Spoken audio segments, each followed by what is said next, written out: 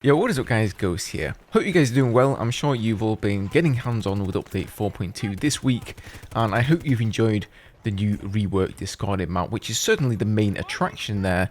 Outside of that, we only really got a handful of quality of life updates, and there wasn't really, anything that substantial. However, that's not all that was in the update. In usual DICE fashion, they left out a number of things from the update notes, some of them intentional and some perhaps not, so we're going to take a look at those, and then I want to talk about the future of Battlefield 2042 and specifically new and upcoming features. During a recent live stream, DICE had a bit of a Q&A session going on, and that has shone a light on the current situation. Before we begin though, as always, if you do enjoy the content, hit that subscribe button so you don't miss out on any future videos. Follow me on Twitter and join the Discord. That's usually the best place to converse with me, if not here in the comment section.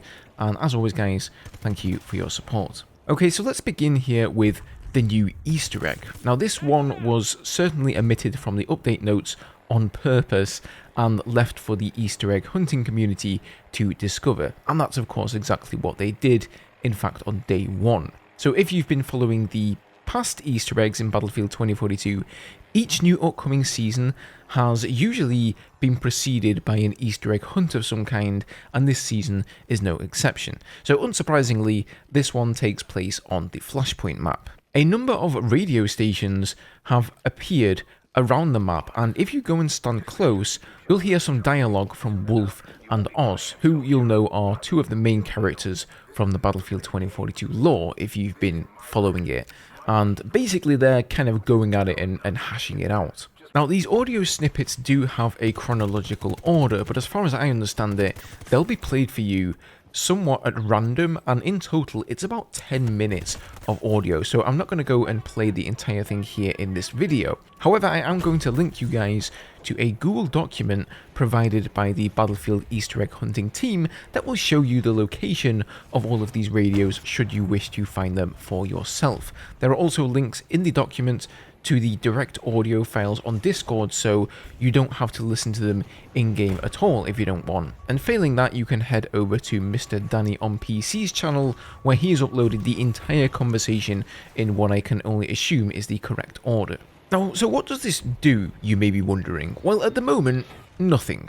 But this is definitely the start of a new Easter egg hunt, and they usually conclude with something cool like the cruise missile we had on Spearhead last season, and then of course you can unlock a bunch of player cards and maybe a skin if you're lucky. So if that's your thing, then keep an eye out for more updates here on the channel, because once these Easter egg hunts end, you actually can't get these skins for them anymore. I've seen so many comments on my last Easter egg guide for the one on Spearhead of people saying they've completed the Easter egg hunt but they haven't gotten the skin, so these do seem to be time sensitive events. Now moving on here, Thick44, the beloved recon character from Battlefield friends in real life, Tony Schnur, has been honoured in-game with a player card after he sadly passed away from cancer earlier this year. The card reads as follows: "We salute one of our friends. Recon, a member of Task Force Battlefield Friends, has completed his final tour and hung up his gear.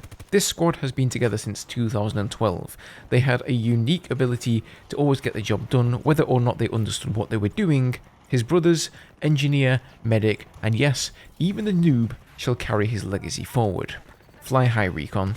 So I thought that was a nice little gesture there. Honestly, it took longer than I expected, but it's nice to see something in the game as a little tribute. Next up, console users have discovered they can finally use the chat during the end of round screen. So this is news to me. To be perfectly honest with you, as a PC user, I never even realized that console users couldn't use the chat. But in hindsight, that perfectly explains both why I hardly ever saw anybody throwing up a GG in chat, and now after update 4.2, why so many people are talking all of a sudden. So that's nice. Okay, to round the video out here, let's talk about the Battlefield 2042 livestream that DICE hosted the other day. So for the most part, this livestream was focused on update 4.2, and Kevin in the Twitch chat and Tom behind the camera had to constantly remind people of this, who, kept asking about the future of Battlefield 2042, upcoming features, support for the game, and basically all the things we actually want to know. However, lucky for us, they did divulge a few interesting tidbits of information, which I have painstakingly trawled through the entire 90-minute live stream to uncover, so you don't have to. So first off here, it looks like some improvements to some of the specialists are in the works. Somebody in chat asked Kevin, aka Total FPS, about this, and he replied saying there are some improvements coming for some specialists, but nothing to share today. So good news for sure there. I think we all know which specialists in this game are the best. McKay, Sundance, Falk, etc. I'm looking at you, but I think some of you guys at the bottom of the pile could use a bit of tweaking to make them slightly more enticing to play. Next, it saddens me to say that despite me listing this as one of my top 10 requested features, DICE do not have any plans to implement the spawn screen first-person soldier camera. Any plans to ever see the return of the soldier cam on the redeploy screen? I don't think we have answered that. No. No. No. That's a massive disappointment for me, but hey, hopefully in the next game, I guess. Now, I know a lot of you guys are waiting for squad management tools, and somebody asked, is it coming soon? As expected, they never say it's coming soon, but one of the devs there on the live stream had actually worked on the system a lot, so that means it's probably quite far along at this point. They also said they might get together on the podcast soon, hopefully in the next episode, and discuss the ins and outs of the system and exactly how it's going to work, because at this point we don't really know how deep of a system it's going to be. Is it just going to be the rudimentary features that we all expect, such as joining and leaving squads, creating your own squads and all that jazz, or is it going to go above and beyond? The next question here was about all chat and why it defaults as off. As you might know, it's recently been added to the game, but DICE decided to have it as default off, so you have to go into the options and manually turn it on if you want to be able to talk to the enemy team. And that's a decision that I disagree with. I think it should be on as default, simply to let players know that this feature now exists and is in the game. Anyway, Kevin answered this one saying if the game launched with this function, it would have been. However, as it has now been a while since launch, we do not feel it is fair to force that functionality on someone. We always want the ability of choice. It is your choice to opt into all chat. Moving on, another viewer asked about the jet rework that DICE have been gathering feedback for, and whilst they didn't have any specific details to share with us, they did say that they have some changes coming to vehicles in the upcoming season, and that they're excited to talk about them probably in the coming month. So that actually could be fairly soon, and they specifically mentioned this twice throughout the stream for different questions, and they said vehicles, as in vehicles in general, and not only changes to the jets. So who knows, perhaps tanks will see some further improvements as well, and they'll maybe even look into the firepower available to transport helis and the LATV-4, and in my opinion, some vehicles where it doesn't really belong.